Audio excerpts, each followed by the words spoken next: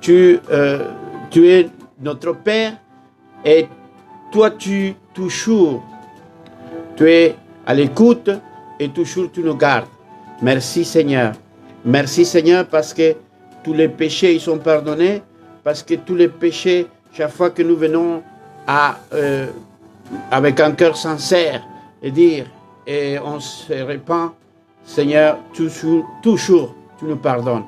Ta miséricorde est grande et immense. Merci Seigneur. Merci Père. Merci pour le Saint-Esprit. Merci pour le sang qui a coulé à la croix pour nous.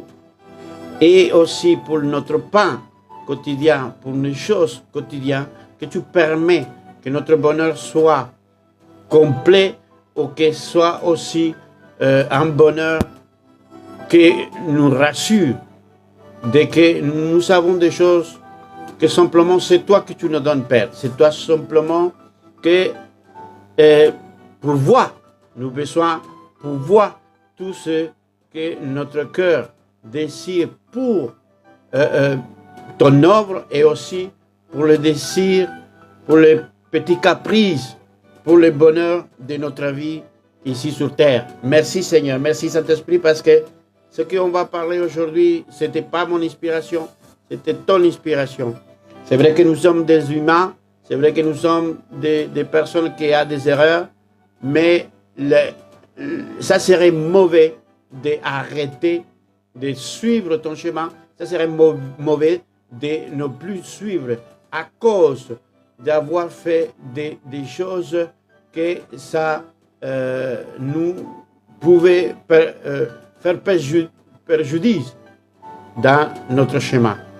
Seigneur, merci parce que la parole qu'on va maintenant partager, c'est une parole qui vient simplement, exclusivement de la personne de Jésus-Christ.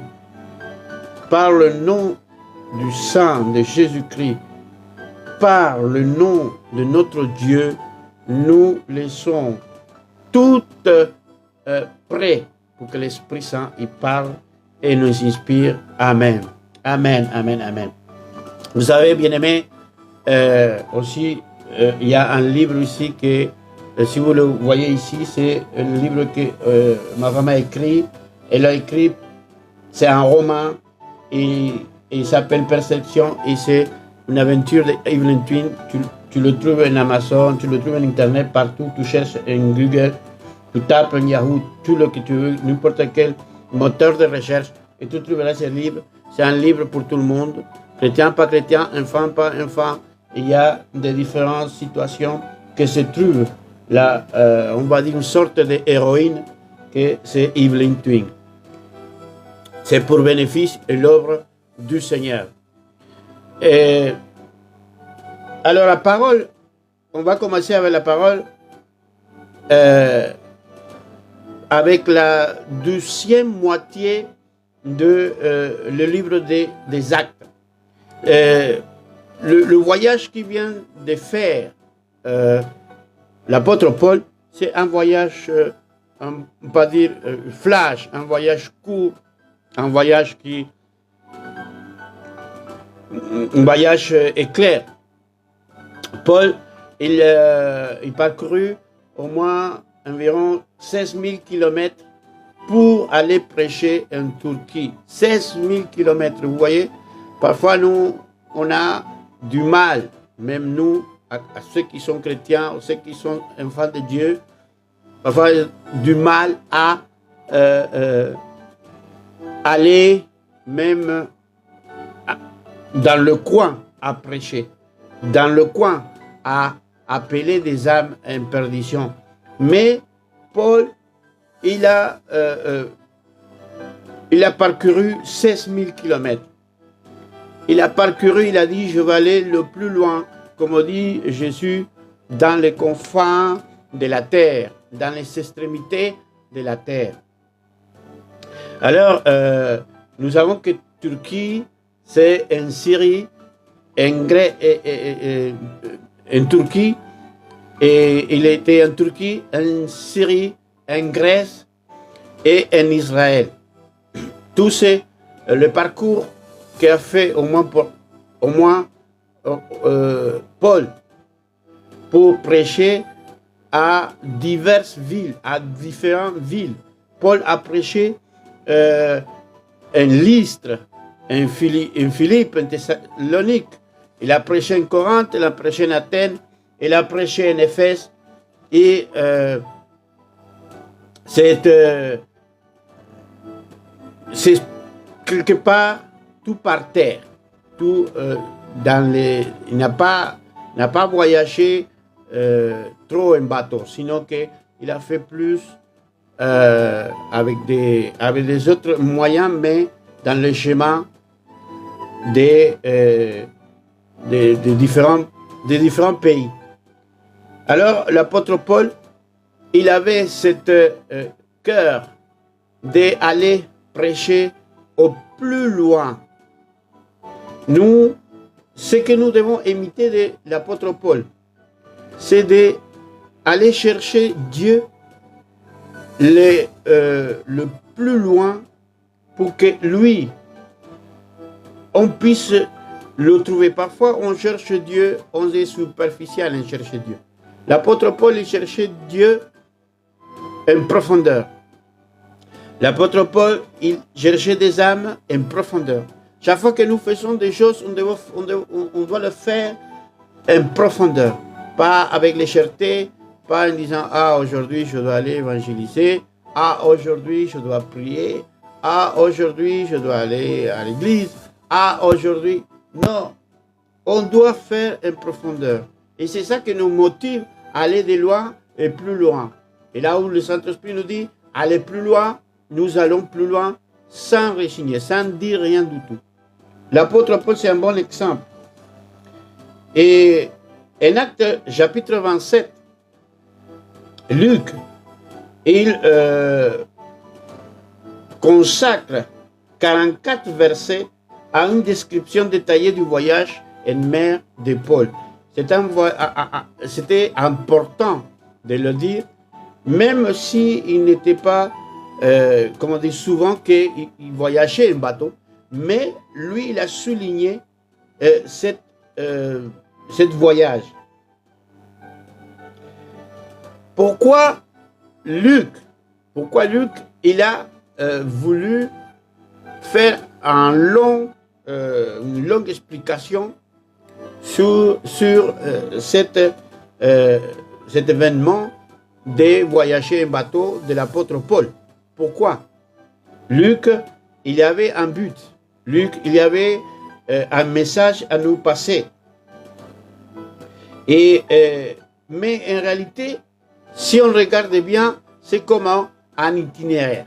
C'est comment, par exemple, si vous mettez un Google Maps, vous appuyez la destination et vous cliquez, il vous montre tout l'itinéraire pour aller à cet endroit. Il a fait comme une feuille de route. Nous, comme personnes, comme des êtres humains, nous devons aussi avoir une feuille de route. Nous aussi devons savoir que dans notre feuille de route, il va y avoir des choses bonnes et des choses mauvaises pour arriver à cet endroit précis.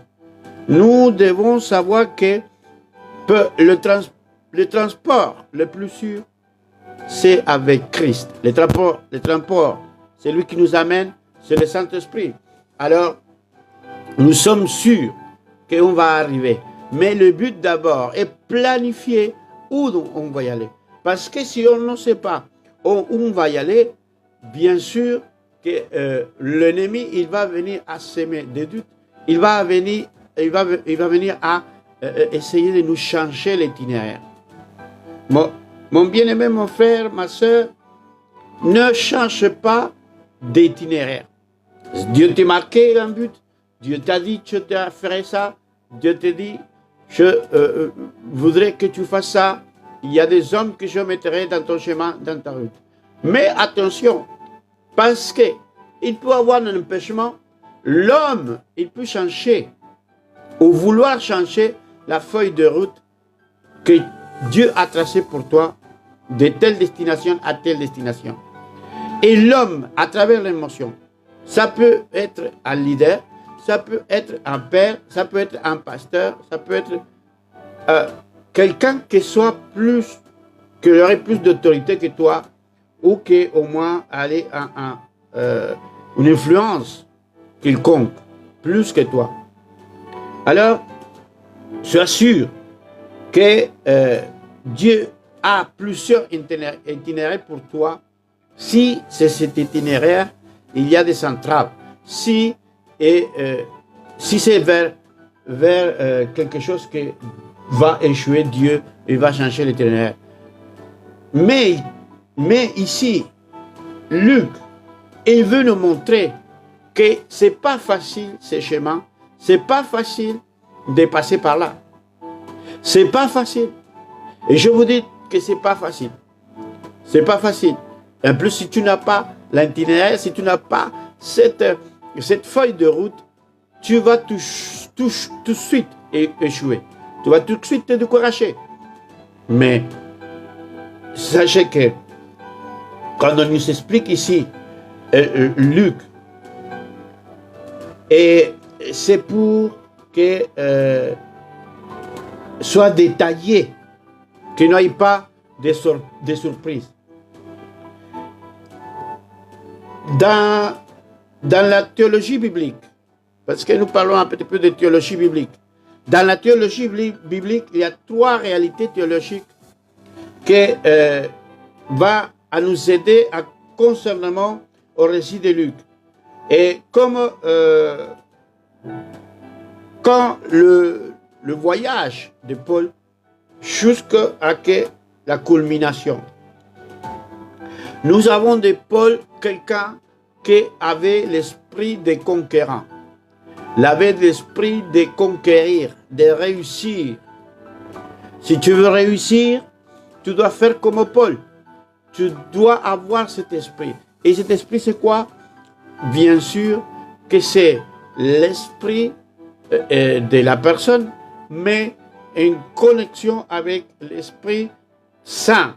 Si tu as un esprit qui n'est pas combatif, si tu as un esprit qu'il ne veut plus, qu'il se décourage vite, bien sûr que le Saint-Esprit, il ne peut pas faire plus. Parce que ton esprit, il doit être vraiment un esprit de guerrier. La mer, vous voyez la mer, et théologiquement parlant, la mer est symbolique, c'est que la mer représente tous ces combats. La mer représente traverser ces combats, traverser cette tempête.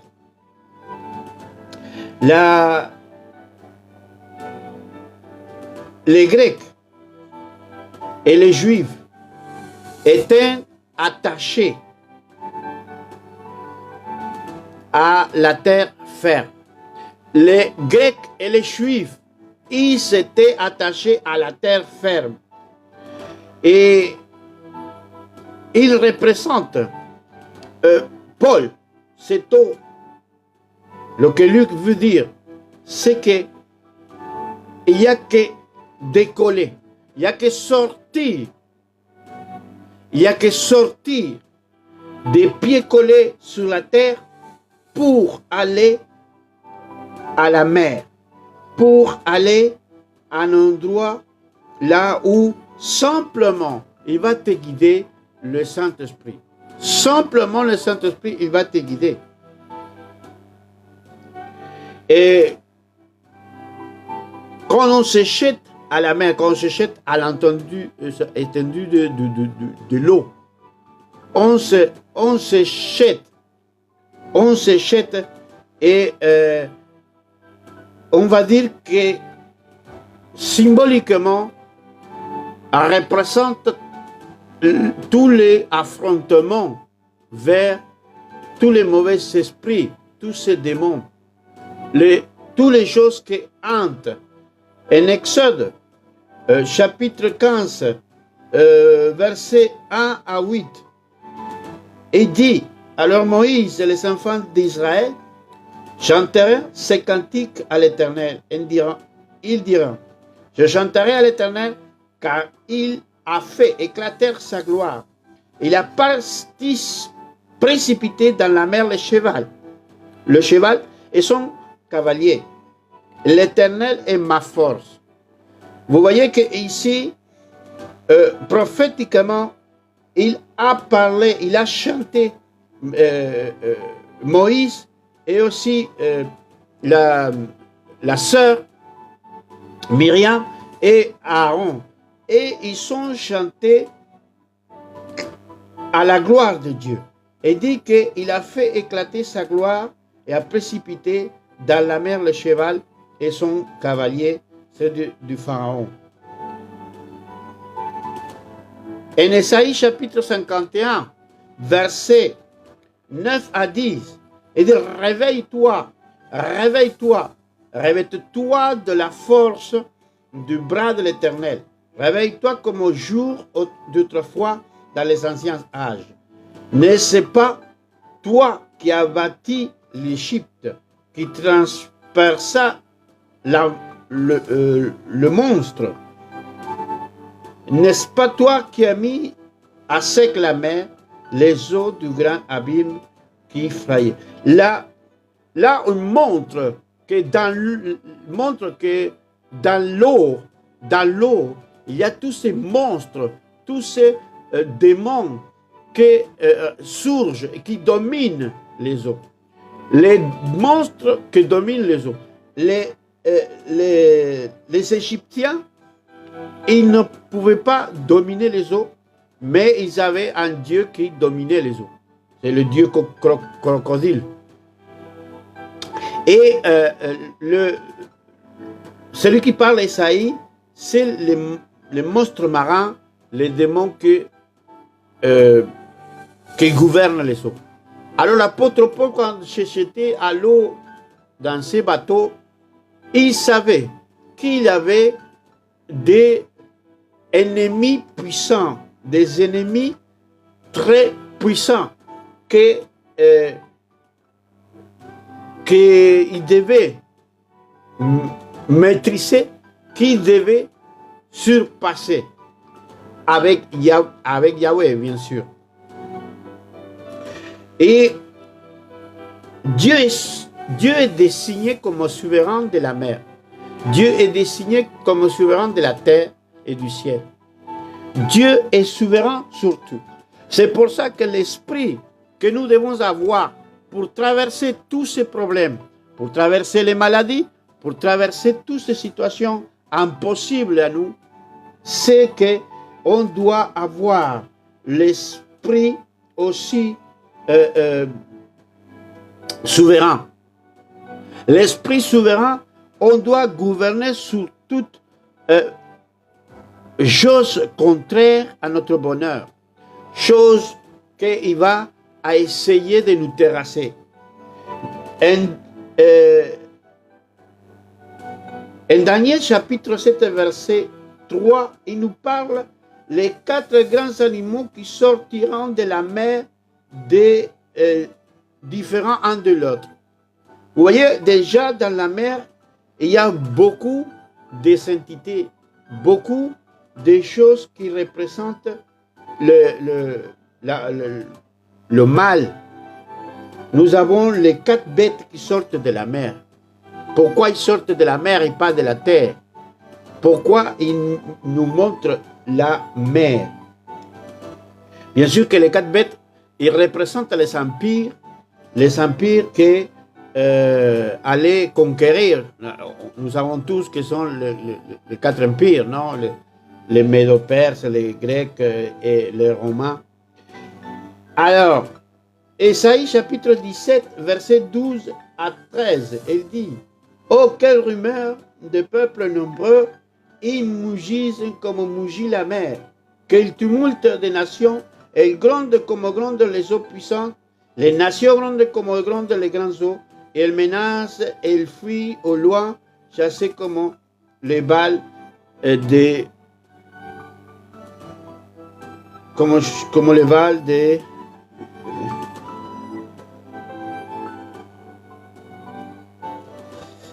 On va la finir à la phrase.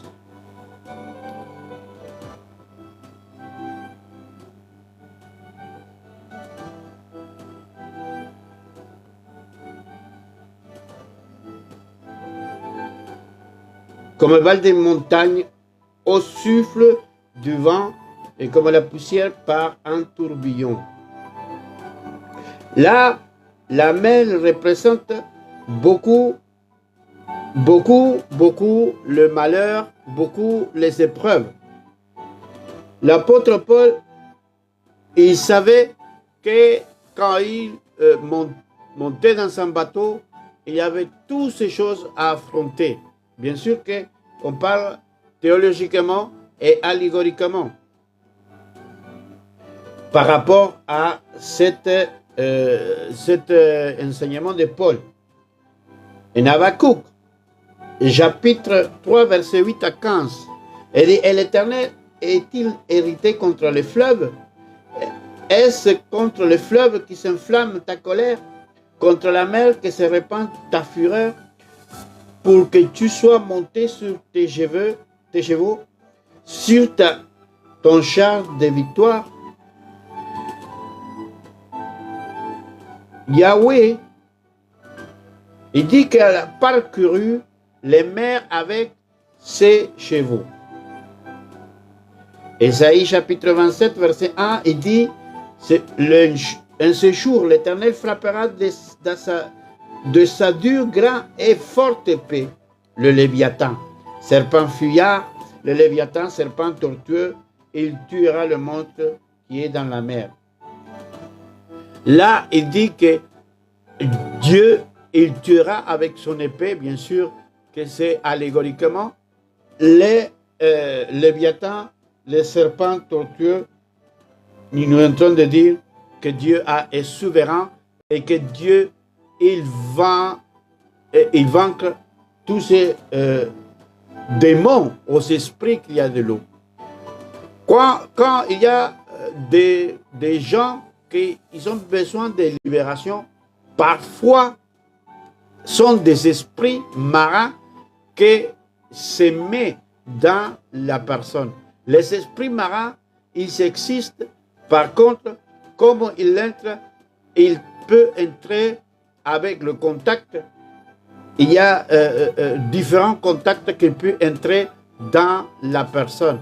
L'esprit marin, l'esprit des eaux, l'esprit démoniaque qui habite dans les eaux, ce n'est pas de la fiction, ce n'est pas des mangas, ce n'est pas rien du tout, c'est tout véridique.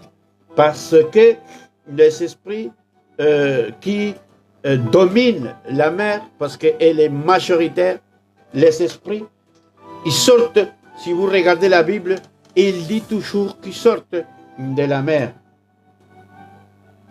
Athènes, quand Paul, il a quelque part battu les philosophes, parce que les philosophes, ils se mettaient dans une place ou un endroit où il y avait tous avec ces idées, tout le monde pouvait s'exprimer avec ces théories, avec toutes ces philosophies.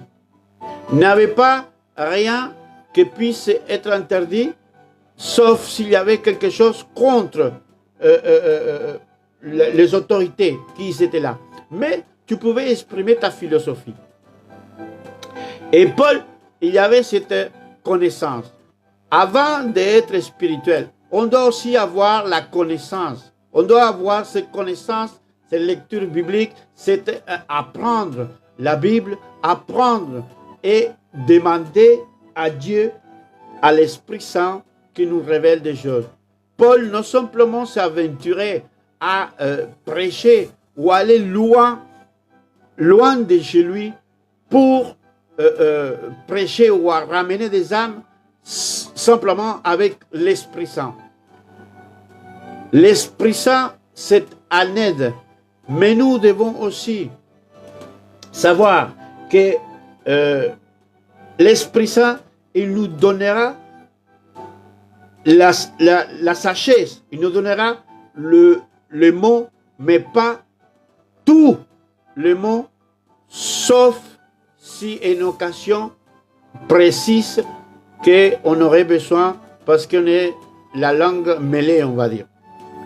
Mais là, pour éviter des situations comme ça, Dieu, non simplement, utilisait un homme qui savait parler, qui avait l'autorité aussi, et qui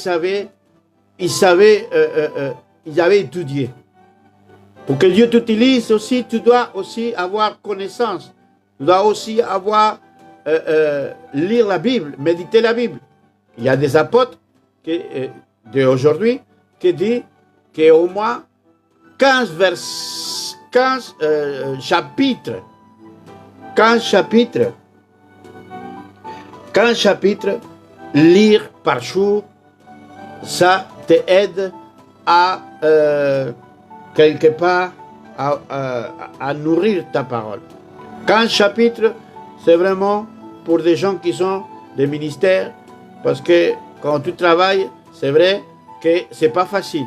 Mais si tu peux le faire, tu seras, comment dire, nourri de la parole. Alors, l'apôtre Paul, il fait comme une guéguerre avec les philosophes qu'ils avaient là en grec, que chacun, et il s'est présenté en disant moi je connais, je sais comme ça. Et Paul, quand il vient, il démontre en Éphèse, parce qu'Éphèse c'était une ville très très grande, une ville où il y avait beaucoup de quelque part un passage, il y avait beaucoup de monde. Et Paul démontre avec lui qu'il était plus, on va dire, intelligent et plus puissant, mais que l'unique secret, c'était que le Saint-Esprit, il aidait et aussi il donnait des paroles, des mots, parce que parfois on demande des mots et il nous donne. Mais souvent, quand on est un peu dans l'impasse, on oublie de demander du mot au Saint-Esprit.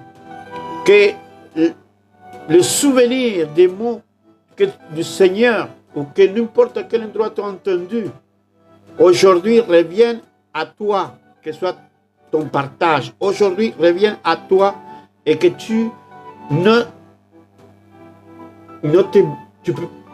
battes pas tout seul. Ne te battes pas tout seul, tu as le Saint-Esprit qui va t'aider. Alors quand Paul, il y a des récits grecs, romains et des choses antiques qui racontent cette histoire. Et c'est une histoire c'est comme si Luc, c'était son histoire favorite, c'est une histoire préférée, c'est une histoire favorite pour lui, parce que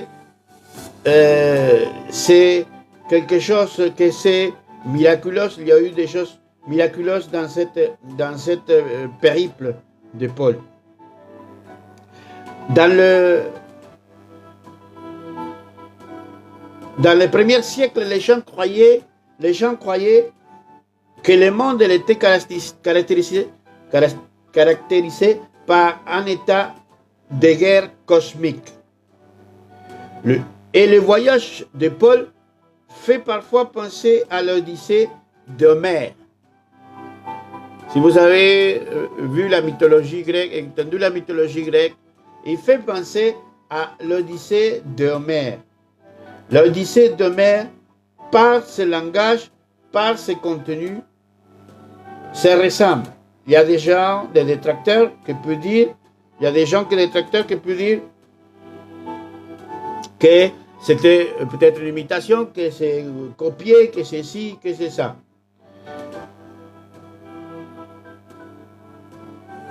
Et il dit que c'est présenté comme l'ultime épopée, celui de Homère. Homère.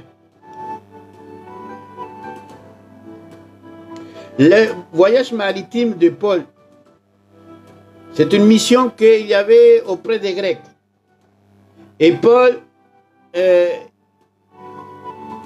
Paul entrait dans cette vision.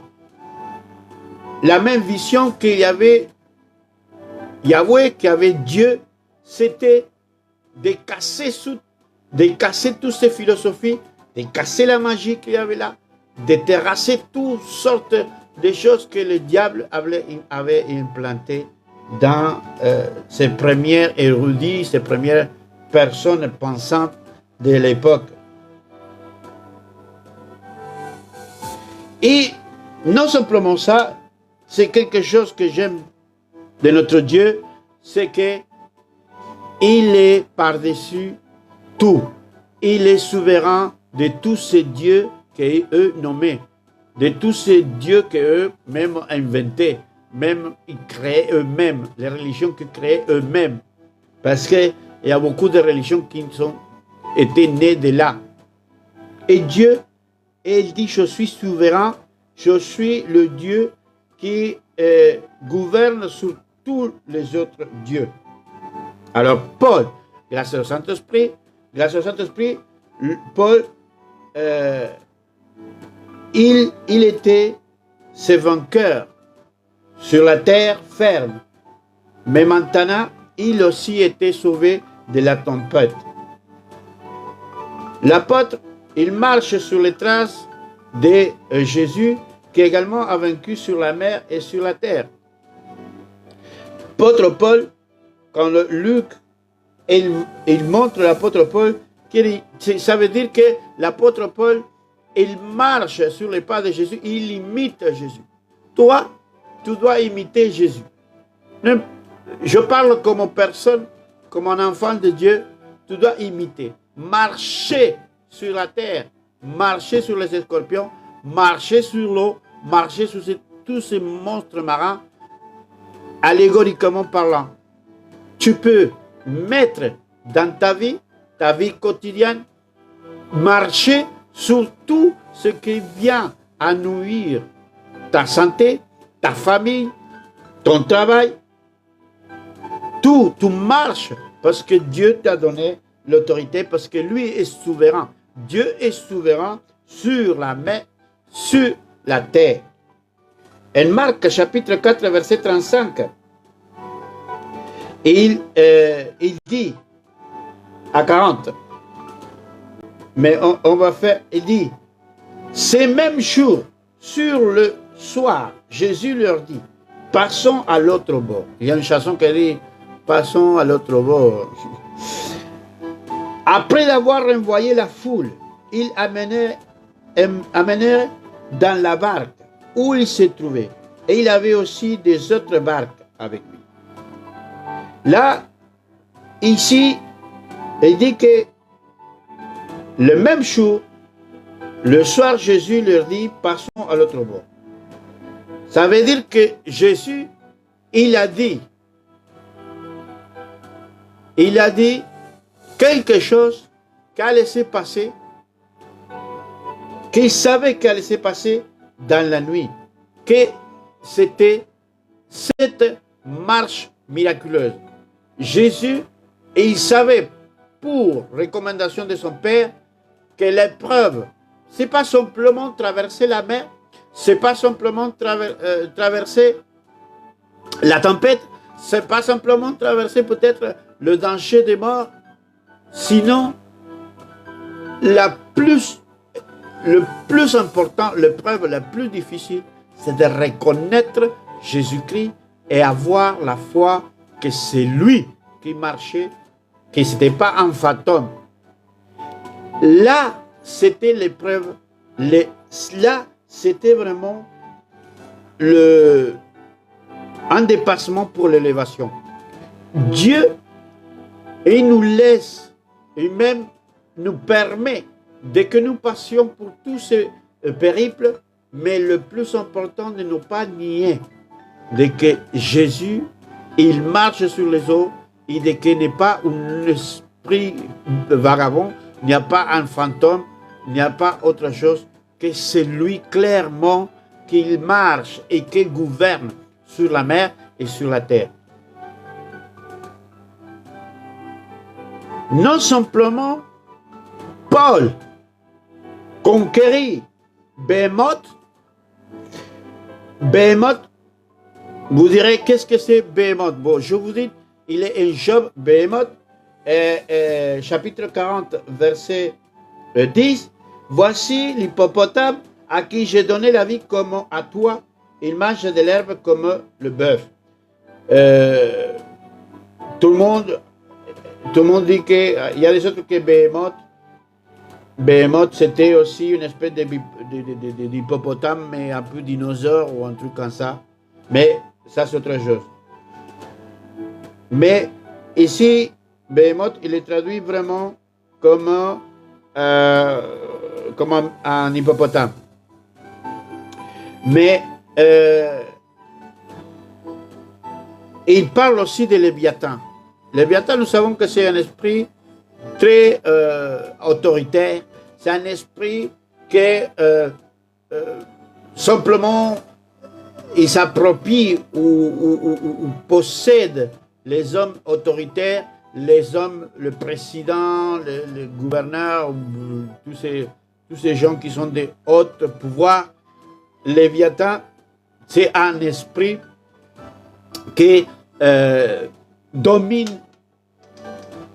sur les autorités maximales et sur ceux qui sont vraiment à charge des pays et des masses, des gens de masse, parce que c'est un esprit que la personne elle devient trop fière, la personne elle devient insensible, la personne est dure à être vaincue, la personne elle n'accepte pas autre chose que ses propres idées et ses propres décisions, et peut aussi faire du mal aussi. C'est l'esprit aussi que même pour les gens qui dirigent des clans ou des choses comme ça, l'esprit de Léviathan, parce que c'est un esprit qui commande, c'est un esprit, il est très, n'est pas tout le monde qui puisse affronter un esprit comme ça, parce que c'est un esprit de haute hiérarchie. Paul, théologiquement, Paul, c'est le nouveau Jonas. Jonas, c'est celui qui n'a pas voulu aller à Ninive et qui après a été mangé pour un poisson, un gros poisson, et après Ninive s'est repenti. Mais Paul, quand il fait le 12e voyage, Paul, il y a beaucoup de parallélisme avec le récit aussi de l'Ancien Testament. La Bible, jamais c'est à l'hasard. Toutes les histoires, toutes les choses, c'était inspiré par le Saint-Esprit, mais tout il y a en continuation de l'Ancien Testament.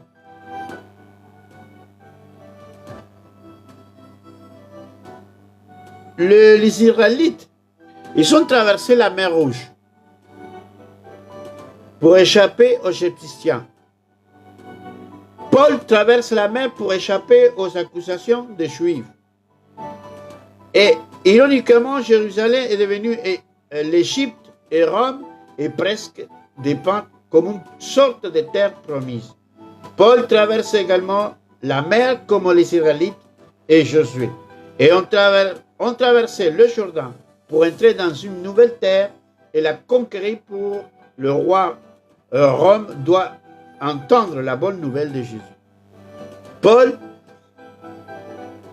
bien sûr que ce n'est pas Paul qui a préparé tous ces schémas, parce que même le Saint-Esprit a conduit à Paul, mais c'est que Dieu a préparé toutes ces choses pour qu'il y ait toujours un parallélisme, parce que Jésus, il est dans toute la Bible, directement ou indirectement. Il y a des gens qui disent on ne doit pas voir Jésus partout dans la Bible. Mais moi je dis qu'il y a rares fois que Jésus ne peut pas être représenté. Paul poursuit cette mission auprès des gentils en tant que nouveau prophète après l'image de Jonas. Paul, Paul était complet. Paul, elle était quelqu'un qui avait tous les ministères, qui avait tout le don, tous les dons, les 9 dons, il y avait tout, dans tous les dons, révélation, dons de puissance et dons verbal, tous les dons. Il a été complet, tous les ministères. Il était apôtre, il était évangéliste, il avait tout. Il était docteur, il était pasteur, il avait tout. Alors Paul représentait un prophète, et il était un prophète du Nouveau Testament, mais qu'il y avait une sorte de continuation, quelque part, comme Jonas, mais beaucoup mieux. Parce que, bon, Jonas, il avait pris de mauvaises décisions, il avait essayé d'aller à Tarse, à Tarse ici. Et la volonté de Dieu, c'était que les gens, ils ne se perdent pas, les gentils. Les gens qui n'étaient pas israélites, c'est pas juifs, ils voulaient que se repentissent comme à l'époque de Jonas. Le négatif et le positif de cette comparaison, Jonas et Paul se dirigeaient tous deux vers l'ouest et affrontent les violentes tempêtes. Jonas, c'est celui qui ils ont dit, jetez-moi parce que c'est mon Dieu, sinon il va vous faire périr. Paul est un peu la même chose que si les soldats s'échappaient du bateau, tout le monde allait périr. Dans les deux cas, Dieu utilise les vents et les vagues pour accomplir son dessein. Peu importe ce que tu passes dans ta vie, peu importe ce que tu passes en ce moment-là, simplement sache qu'il y a une tempête préparée pour toi, ou tu as passé une tempête préparée pour toi. Maintenant, si tu es dans le cas qu'il y a une tempête qu'il y a dépassé, simplement accroche-toi au Saint-Esprit, à la foi, à notre Seigneur, parce que cette tempête, c'est un passage. Jamais une tempête va te faire chavirer, sinon que tu vas, avec notre Dieu, sortir de là. Et si tu as déjà passé, attends les choses merveilleuses qu'il y a, attends les choses merveilleuses que Dieu a préparées pour toi. Les deux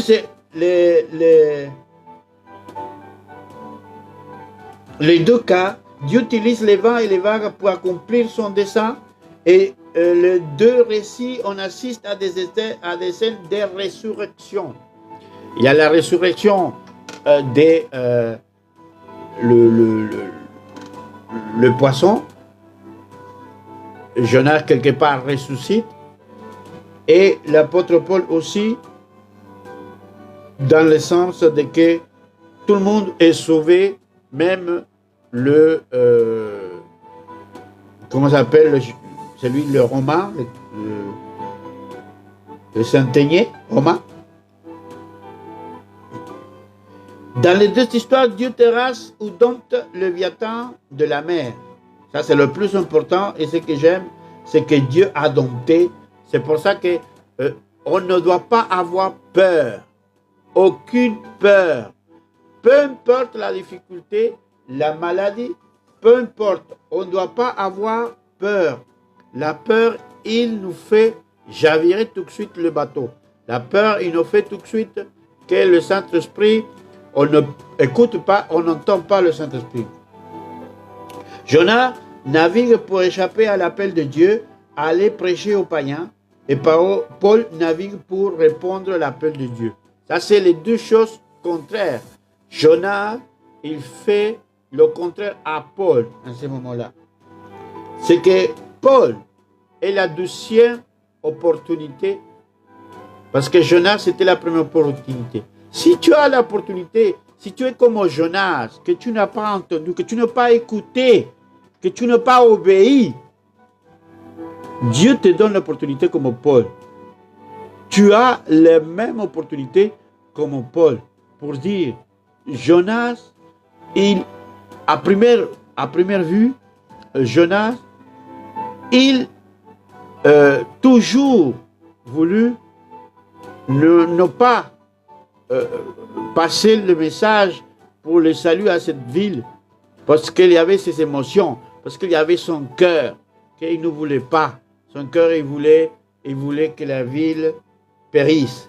Mais à la place, Paul, au contraire de Jonas, Paul, il voulait que les païens se sauvent. Vous voyez, quelle différence? Quelle différence? Les deux, ils sont appelés pour Dieu, mais il y a Paul qui aimait les gentils.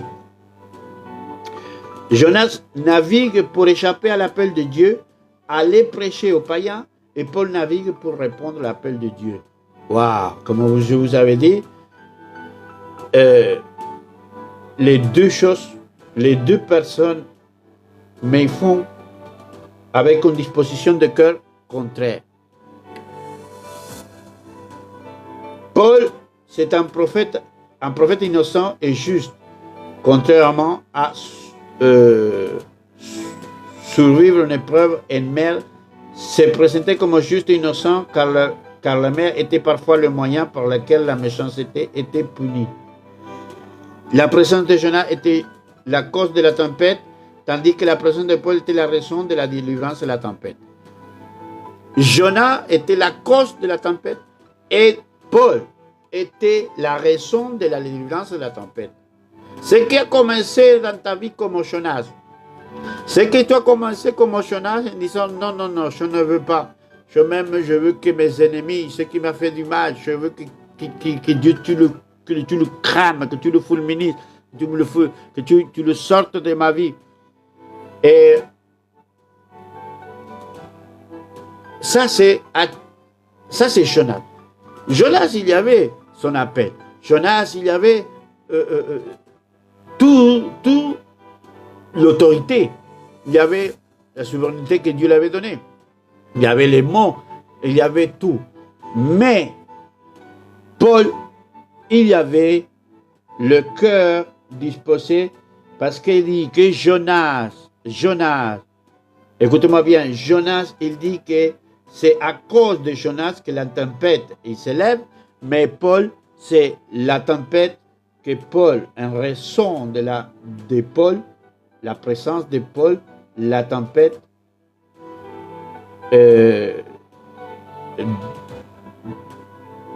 ça veut dire que tu t'es délivré de la tempête. Paul non simplement représente ce prophète, sinon que le Saint-Esprit, il te délivre de la tempête. Si tu passes de Jonas à Paul, tu vas avoir la délivrance de cette tempête. Mais ne reste pas comme un Jonas.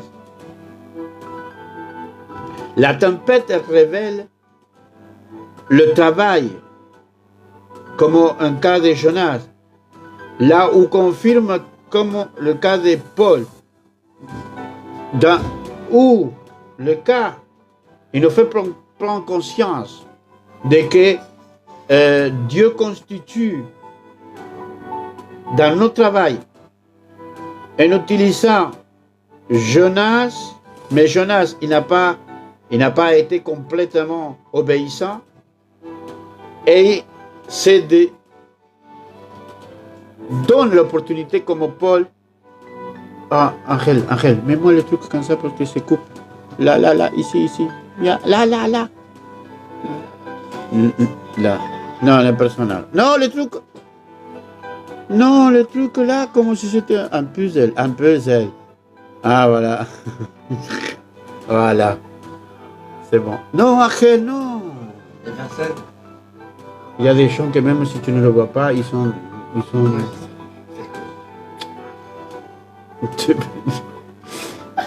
Non, Achel. Achel. Ah.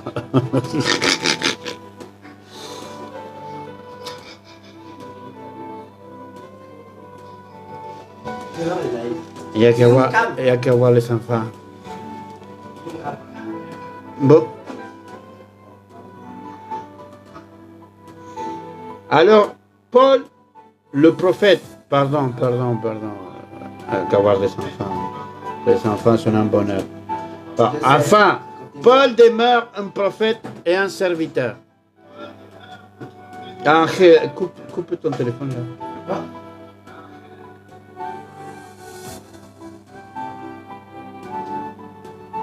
Ça m'a coupé mon inspiration. Oh.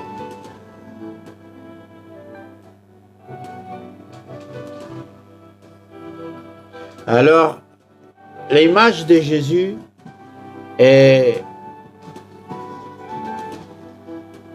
il nous montre la résurrection à travers Jonas, nous montre la résurrection. Et toutes les prophéties que Jésus a fait aussi, on va dire que la résurrection qu'a fait à travers Lazare, vous avez toujours remarqué que dans la Bible, depuis l'Ancien Testament, la résurrection, les premières résurrections des morts, c'est très important pour Dieu. Et ça nous dit que toujours nous avons une résurrection. Toujours on va ressusciter pour avoir un nouveau départ.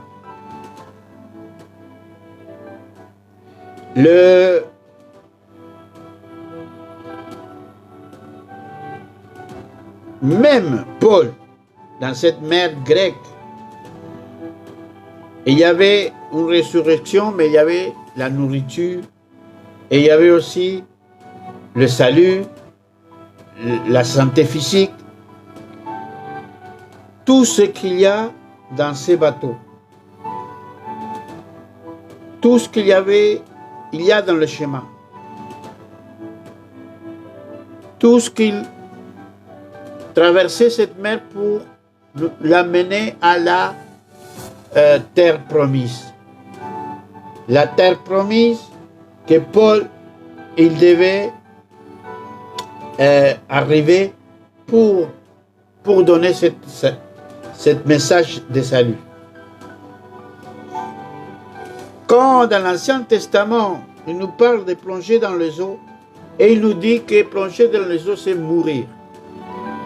Quand tu plonges dans les eaux, quand il y a une expression plonger dans les eaux, ça veut dire que tu meurs. Quand c'est le baptême, ça veut dire que tu meurs. Quand la résurrection, c'est s'en sortir, c'est être tiré, s'en sortir. C'est le terme salut, c'est être tiré, c'est être tiré. C'est cette foi que dans le récit, bien qu'il soit souvent traduit par sécurité, ou sain et sauf, ça veut dire que la barque, elle te ramène à bon port. La barque te ramène à bon port. La barque, il ne suffit pas simplement d'être sauvé, il ne suffit pas simplement de survivre, sinon d'arriver à bon port, sinon d'arriver de l'autre côté, sinon c'est surpasser ces problèmes, surpasser cette terre, cette mer, cette maladie, cette situation compliquée. Paul demeure un prophète, un serviteur dynamique à l'image de Jésus, en répandant la vie de la résurrection, même sur la mer. En grec,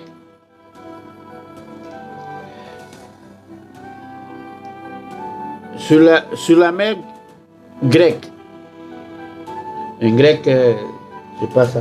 Et comment, lors de cet voyage missionnaire, Paul n'entreprend pas cette tâche seul. Et il rejoint par Aristarque et des autres compagnons de route. Jamais tu vas être tout seul. Dans le parcours, Dieu va toujours te amener, envoyer des accompagnants pour t'encourager et pour vivre le même périple et pour se supporter. C'est que quand on est dans le chemin de Dieu, Dieu nous va donner les bonnes personnes, Dieu va nous faire rencontrer les bonnes personnes pour arriver à la fin du périple. La mission qu'avait Paul, c'était pour le chantier avant d'arriver à Rome. Avant d'arriver à Rome. Ici, dans la théologie biblique, on comprend que le voyage de mer de Paul ne se contente pas de voyager en Césarée à Rome. Au contraire, la théologie biblique révèle l'importance des Actes, chapitre 27, dans sa mission, même si la tempête est inattendue, elle révèle la puissance de Yahweh sur la mer et le rôle de Paul, qui remplit la fonction de prophète de l'Ancien Testament envoyé vers les païens, car ce récit est riche et des sens canoniques et ne peut être ignoré au cours de toute notre histoire et vie des chrétiens. Alors, ce qu'on avait vu, les premiers points, Paul le conquérant. Deuxième, on avait vu Paul le nouveau Jonas. Et on avait vu aussi le troisième point, Paul le prophète et